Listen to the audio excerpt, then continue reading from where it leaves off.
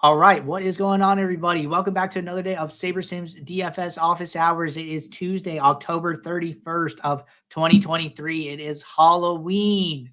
Hope you guys have a great Halloween today. Hope you guys get dressed up and have some fun. If you guys have families and kids, enjoy the day and let them eat as much candy as they like. But for those of you who are new here, welcome. My name is Andrew, one of the coaches over here at SaberSim. This is not my real hair, okay? I am calling myself Saber Garth today, okay, guys? Saber Garth for the day. So if you guys haven't tuned into this show before, it's a show where we go over, the SaberSim app, talk to you guys about any questions you guys have, DFS related, how to use the app, etc. Here, you can get your questions in one of three ways. First off, send us an email, support@sabersim.com.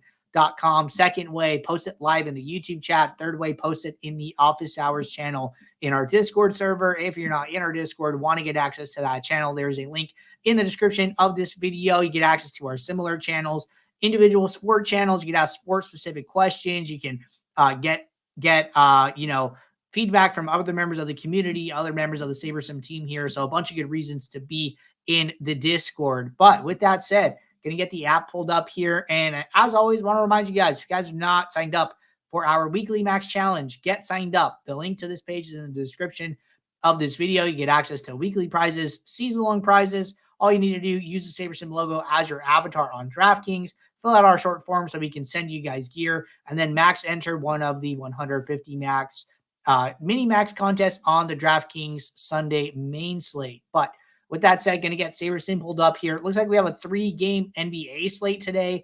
And then usually Tuesdays have big hockey slates. So actually only a 2-game hockey slate. So a couple of short slates today. We can talk some short slate strategy. I do believe the World Series is back today for game 3. So it should be a good game. Again, been a very fun series here. But plenty of DFS to play today. If you guys aren't signed up with us, want to check us out, we do have a 5-day free trial, which you can learn more about in the description of this video. But looks like our first question came in.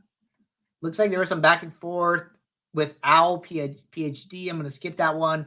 Looks like our first question here came in from Point Blank. Point Blank said, is there a way of looking at SaberSim's lineups without any outside info to try to add value post-build? With traditional optimizers, there might be a leverage column that highlights the upside versus expected ownership, or maybe a DVP, game pace, etc. I'm having trouble looking at the lineups post-build, figuring out where I might want to take a stand or not take one. Okay, yeah, there's a couple of different ways that I would suggest like doing this. So I'm just going to kick off a build here. And we're just going to build 500 lineups for ease here. So once these lineups kick off, so we do have a leverage column. The leverage column is basically just the exposure in your lineups minus the ownership of the player in the contest. So if I were to scroll over here to the side, I'm going to see exposure. I'm going to see leverage, and all leverages take the exposure 95% minus this 26.1% ownership. This tells you, positive leverage means that when the player does good, that benefits your set of lineups more than the average user's set of lineups. And then when the leverage is negative, which you can inversely sort here, if Donovan Mitchell were to have a good game, that would hurt you. And then if he were to have a bad game, that would effectively hurt the other lineups in the contest more than it hurts your lineup, since you have 0 shares of this player. So leverage is a good way to look at it. What I personally like to do is balance leverage with pool percent here. So exposure shows, hey, in my top lineups, how often is this player coming up? So, Wendell Carter Jr. is in 19 out of my 20 top lineups, which is 95%.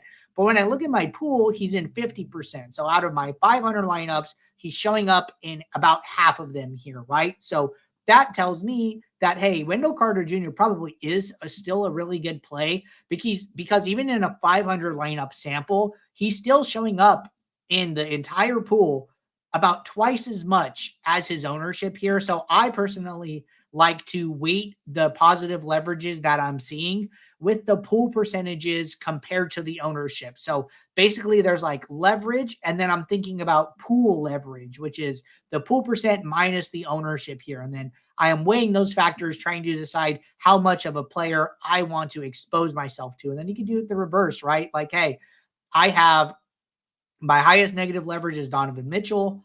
I see here that, his pool percent is about 28%. His ownership is about 35. He's like a little bit negative leverage in my pool overall, but it's not terrible, right? It's not somebody as bad as like Drew Eubanks. It's like somebody that I would probably not want to play at all here, where he's in 3% of my pool lineups and he's projected to be on 23%. SaberSim is basically saying he's like a really bad play. And then someone like Dean Wade is like really interesting, right? Because his pool percent is 27%.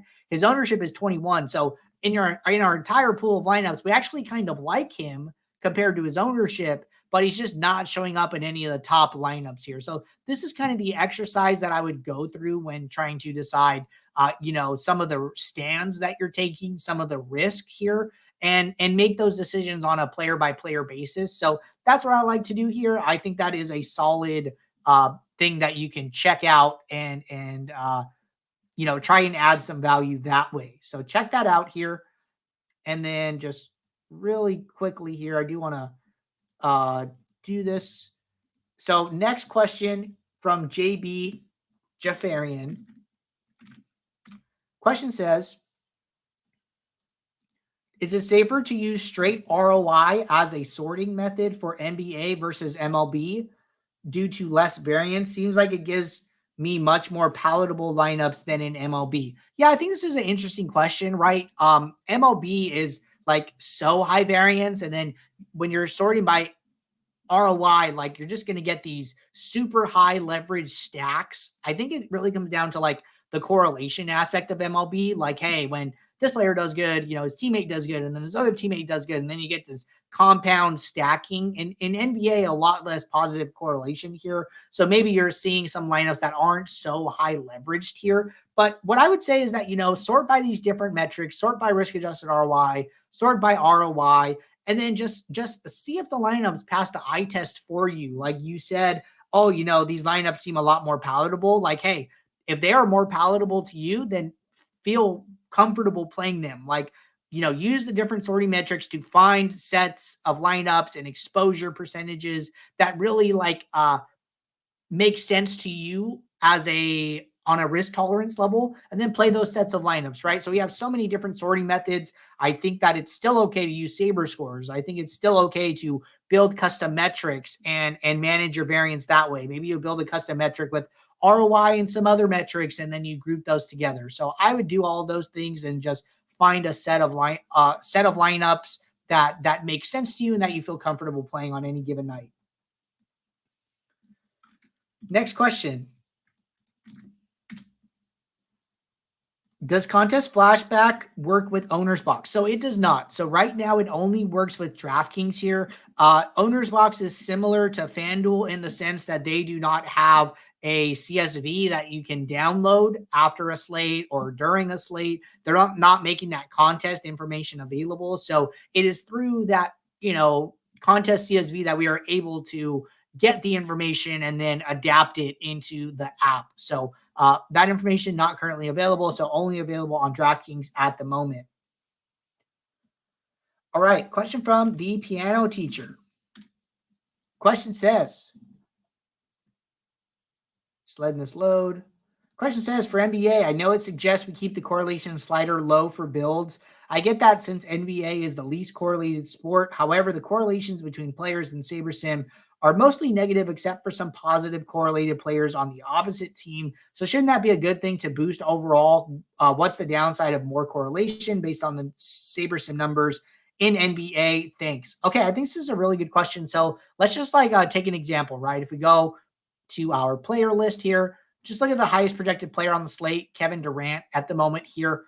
When I click on him, we're going to see that he basically has no positive correlations, like very, very low, but his biggest correlations are all negative, right? In the grand scheme of things, these correlations are low. When your highest correlation in a from an absolute value terms in either direction is 0.07. That's fairly low, right? If you look at NFL and you see the wide receiver to quarterback correlation, like those are 0.3, 0.4. Those are very high. If you look at baseball, you're going to see like some 0.2 correlation, some 0.19, 18, 17, 16, right? So those correlations are 2 times as big, 5 times as big, depending. So really, I think that it really comes down to there's not a ton of good reason to amplify those correlations. There is like a understanding that if Kevin Durant is shooting the ball, well, that means that Devin Booker is not shooting the ball, and he is directly taking the ball out of his hands. So like in NBA, there's kind of only so many fantasy points to go around per team. I think that's why a lot of people use the rule of like, hey, use no more than 3 players per team as like a general type of heuristic rule. Like, it's not to say that heuristics are bad. It's just that, there are times where there are exceptions to the rule where, it might make sense to turn that rule off. But like as a baseline, I think that's fine. And then it's grounded kind of in that information type of idea that we were just speaking about. So generally, not the best idea to play so many players from the same team for NBA here. And the builder is going to do a good job of making sure that, uncorrelated players don't end up in the lineup together, but that doesn't mean that they never should, right? Sometimes you're going to get like these shootout type of games where the raw points that the players are scoring are overcoming the negative correlation effects from the correlation slider, and it makes sense to play them together. So really that's what it comes down to. So I prefer not to adjust it, but if you did want to adjust it, run some test builds, test things out, see how it goes. Like, hey, I ran a test build and I increased my correlation slider. These are the lineups that I got. And then I open up a new build workspace. I run a new set of lineups with the correlation slider even higher. What do those lineups look like? Like, you don't only have to use the build lineups button to build your actual lineups. Just come in here, run test builds, see how everything is going, and get some feedback on what different changes in the app do to your lineups. All right. Question from Bill's Nut. Question says, what strategy would you use for NBA 20 max contests using contest sims? I've seen a number of SaberSim binks and 20 max NFL showdown and NBA contests the last few days, and I'm looking to get guidance on process and settings I could use to help me improve my process. Okay, great question here. So what I would say is that, we're still releasing content kind of around these things. So don't be too hard on yourself. Go to our playlist channel.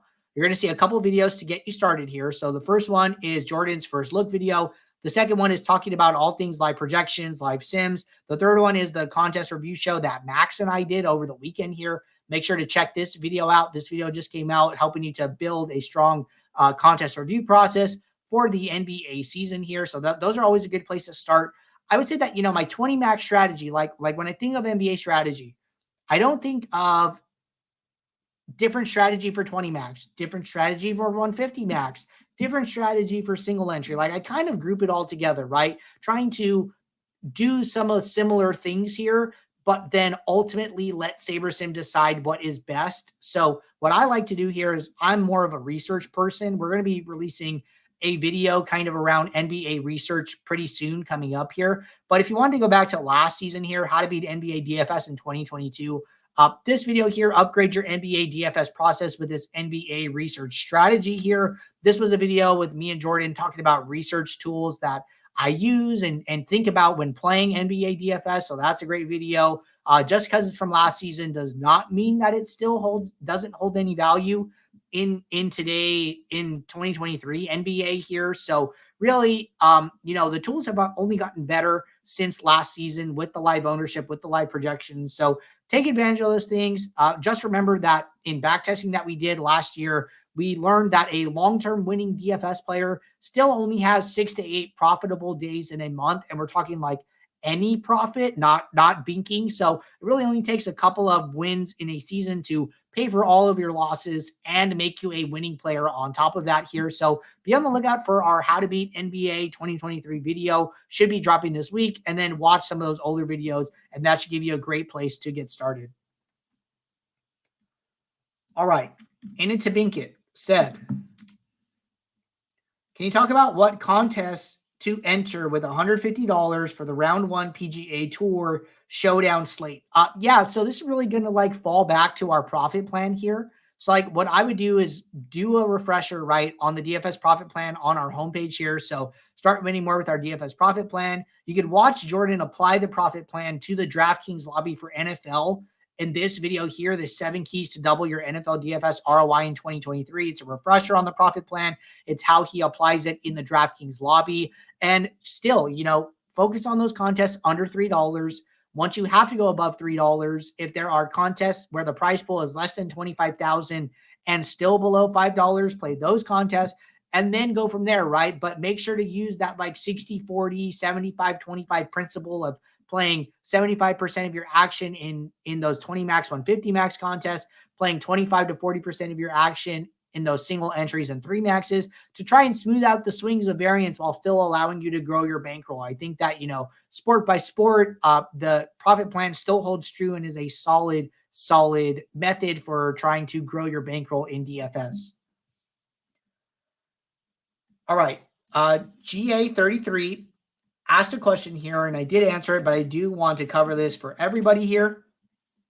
Question says, for NBA and min uniques, I'm following the 1 less than the max allowed min unique process after late swap. The min uniques go back to 1. Should I then set the min unique again to 1 less than the max? Great question. So when you late swap, we do not maintain your min uniques when we build your lineups. Instead, it is still a post-build filter. So if you run a late swap, then the builder is going to revert back to min uniques of 1. You just need to come in here and change it again. And then from there, I think as the night goes on, you can expect to get to less min uniques as the night goes on. And sometimes you're going to want to lower that number of min uniques because maybe value opens up and you want to get to as much of that value as possible. But if you're putting a minimum unique constraint on the builder, then you might not get as much shares of that huge value that opened up as you might if you lower that min unique value. So be comfortable with using less min uniques as the night goes on to make sure that you can get the correct amount of lineups in your swaps here and get to as much value as possible. But generally,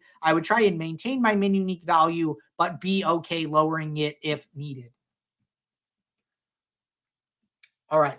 And then a follow-up here from GA33. Question says, do I find out the max min uniques allowed again with the late swap build and then do 1 less? I find that number is different sometimes than what I set in the original build. Yeah, exactly. Just kind of a follow-up to exactly what we just talked about. The number can definitely change based on the late swap build and how those lineups were constructed. All right. BKP Dad said, I know this has been mentioned a few times, but I would like a video to save so I can go back and look at it when late swapping. After the game start, do you rebuild lineups or do you just hit the green sim button and it will update new players in the lineups and keep players whose games have already started? Okay, great question. So really quickly here, if you go to the top right menu here, you go to help, you open up our support library. We have this video down here, how to late swap. Okay, this is a new tutorial for NBA season. I recorded this about a week ago here. So this is as fresh a late swap video as you are going to find on our site here. When you late swap, so let's say that, you know, you build your lineups with this build 1, and then you come in here, you right click, you use late swap, or you use the double arrows, you late swap. When you do your late swap, if you want to come back to this single build and rerun your next late swap for the next window, you can do that. So what I would do is run my late swap build. It's going to open up a new build workspace. It's going to be called swap. Well, you know, do your lineups, submit them, come back at the next window, refresh your projections. By refreshing your projections, what's going to happen is that SaberSim is going to understand, hey, you know, these new set of games have now locked. Let's lock in those players and then still allow you to rebuild your lineups from the same window. So I would do that here in this same window, and then you should be able to continue to use that single swap window for the rest of the night, refreshing your projections as games log. So I would do that, and then I would check out this tutorial to give you a once over of the new late swap process. All right, question here from Ruck.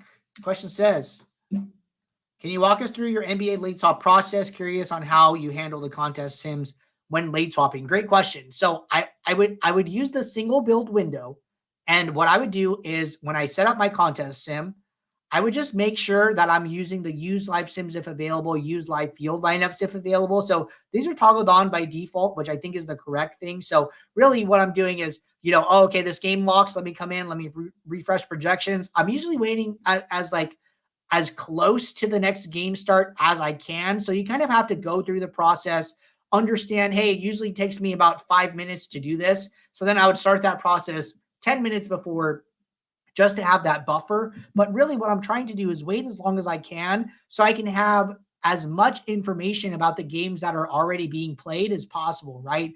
The further in the game you get, the more accurate those live projections get. And then the more accurate the live projections are, the more info the builder has to build you better lineups for the rest of the slate, right? It starts to understand, hey, who is the must-have player for the early games? Who was the bust? What lineups are going to play good from here on out? So the longer you wait, the more accurate information you're going to have when making those decisions here. All right. It looks like BKP Dad had a follow-up to Ruck's question here as well. Question was, not when a player is out. I already know how to do that. I'd like to see what to do if a player in my lineup is not a starter and see if the sims add a starter or keep that player in my lineup. I think that, the late swap process is, it's okay to play non-starters, right? There are plenty of guys who come off the bench, play a lot of minutes, do well off the bench. So, you don't have to limit your lineups to only starters here. But I think that, watch that segment about that we just talked about with Rock and get some takeaways from that as well here. And then looks like there was just a little bit of back and forth here. I will hit this follow-up from Ruck. And then we have one more question in the Discord, and then we'll jump over to the YouTube chat. So follow-up was, it's a big rabbit hole. I really want to know the best way. Make a contest sim for each contest, or make two, one for MME, one for single entry. And when late swapping, I'm curious if Andrew runs a contest sim for each contest, a contest sim for MME and single entry, or just uses one contest sim for all contests, maybe an average. Okay, great question here. So thank you for the additional details. So the way I like to do it is I am somebody who's like a little time sensitive with my process. So I like to have two builds, and I like to take a contest as my proxy. So from those two buckets, from my single entries and 3 maxes, from my 20 max and 150s, what contest do I care the most about? This is either the contest where I have the most entry fees in, or the contest where I care the most about the prize to first. And then what I will do is I will use that single contest for all of the lineups when late swapping to save time. And then I would do that for both buckets. If I'm in a super tight pinch, I would just pick a single contest and use it for all of my lineups. I don't like to do that, but I will do that in a pinch. So usually for me, like say I'm playing 420 maxes. I will pick the 20 max with the highest entry fee, and then I will use that for all of my 20 maxes. And then I will just have one contest sim for 80 lineups in that example. And then that saves me time. Like, time is always of essence when you're playing NBA. So you have to be able to do things quickly here, and you're going to have to make some sacrifices. But just remember that when news breaks, everybody in your contest has to react to the news with the same amount of time, with the same time constraints. So SaberSim, is very automated with the sims, and the field lineups and the contest sims are very fast. So I think that if you're using SaberSim, you are using the fastest tool in the industry to react to news and rebuild your lineups that are very strong lineups that have a good chance of being, the best way to play based on the news that has just broke. So SaberSim is a great tool for that. All right, last question here in the Office Hours channel. Question is, does Roto Tracker work with OwnersBox? And if not, is there a comparable way to see your historic performance on OwnersBox? So right now, from what I know, Roto Tracker does not work with OwnersBox, but the other thing is that OwnersBox does not allow you to take like a history of your contest to even put into Roto Tracker. So if that's something you're looking for, I would reach out to their support team and just kind of put some pressure on them. Like, hey, if you guys could, really make this, that would be great. And then if enough people do it, they'll put some emphasis on building that out. But I do think that,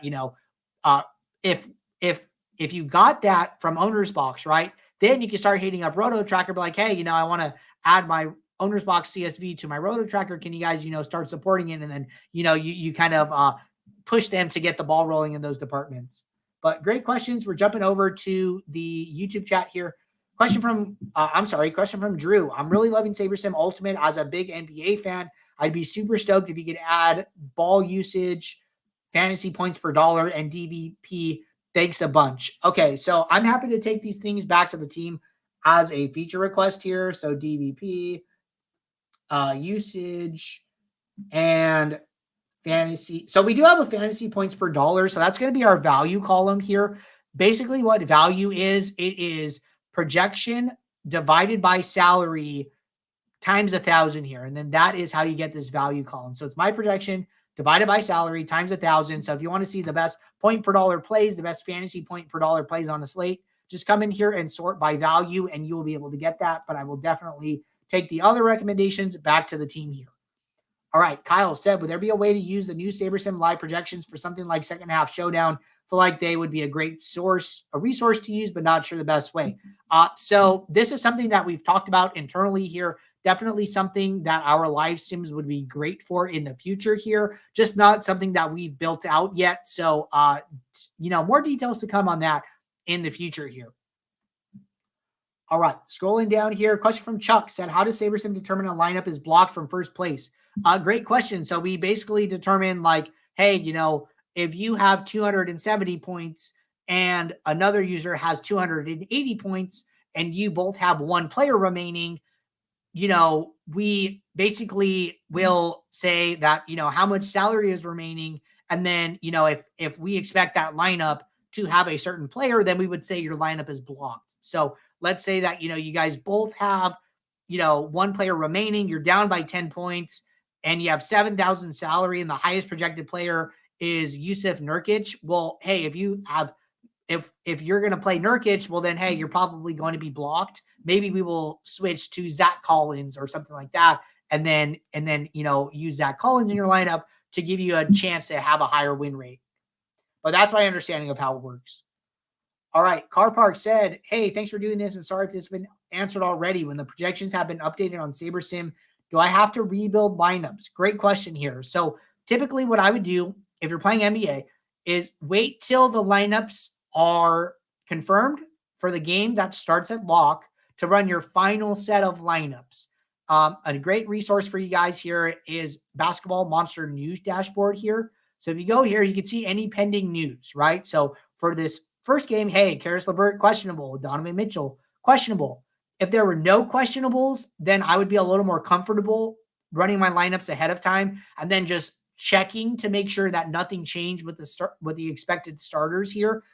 In the Discord, actually, in the NBA lineup alerts channel, an hour prior to lock, when we run sims, we actually have a pop-up that says, hey, so-and-so player's projection moved by 3 points. And we call it a significant projection adjustment. So if there are players whose fantasy points move more than 2 points, we will summarize that information for you in the NBA lineup alerts channel an hour prior to lock and then through the rest of the night. So if you build your lineups, you see the final sim runs, jump over to the Discord, look in the NBA lineup alerts channel. And then if there were no projection adjustments that moved that much, we will say no significant projection adjustments. So that's another really good way to tell if it is a good idea to rebuild your lineups or not.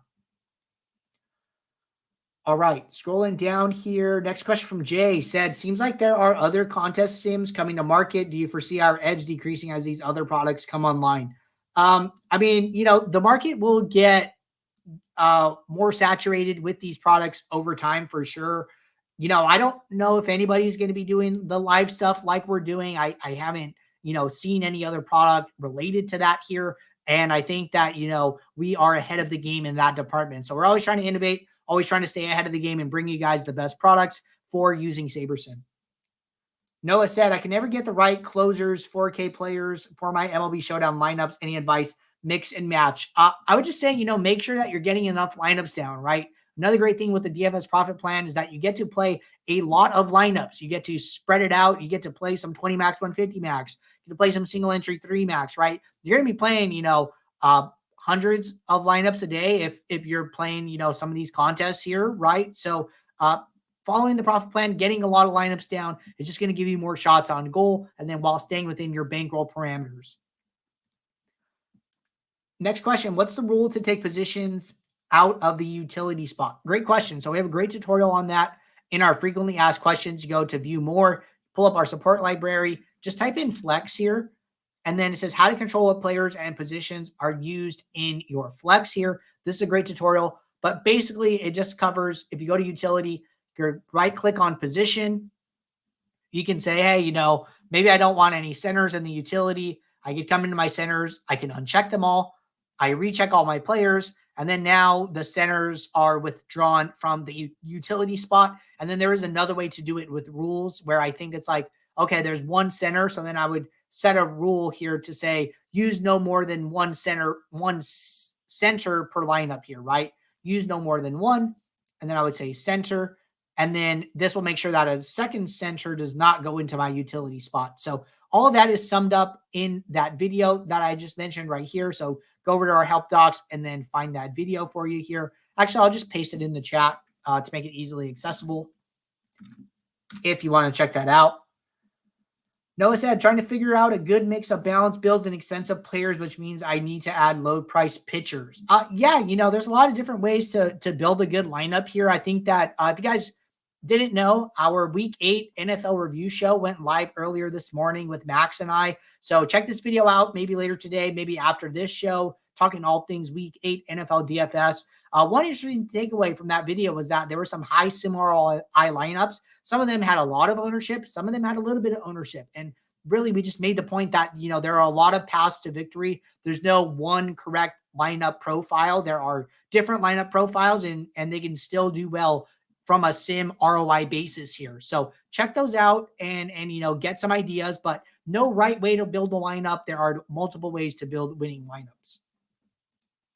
Sal said, I've been sending in reports as per support's request, but I'm still waiting for a response. There was an issue with the late swap not working in the NFL. Should we be getting responses? Yeah, 100% you should be getting responses. So just make sure you're using that report a problem button here. I don't know what our backlog is at the moment here for getting back to you guys, but if there's an issue, just make sure to follow up with us here. And I apologize if we did not get back to you sooner. All right. It looks like that tutorial helped out. I'm going to go with Xavi here. So glad you were able to get your hands on that if you had not seen that before. But that does it for today's show, everybody. So thank you guys all for tuning in. We'll be right back here tomorrow. Actually, tomorrow I did have to move the show time to 3 p.m. Eastern. So tomorrow's show will be at 3 p.m. Eastern, but we will be back either way. So until then, good luck tonight in your DFS contest. Hope you guys all have a great Halloween. Hope you guys enjoyed my wig, and I will see you guys all later. Take care.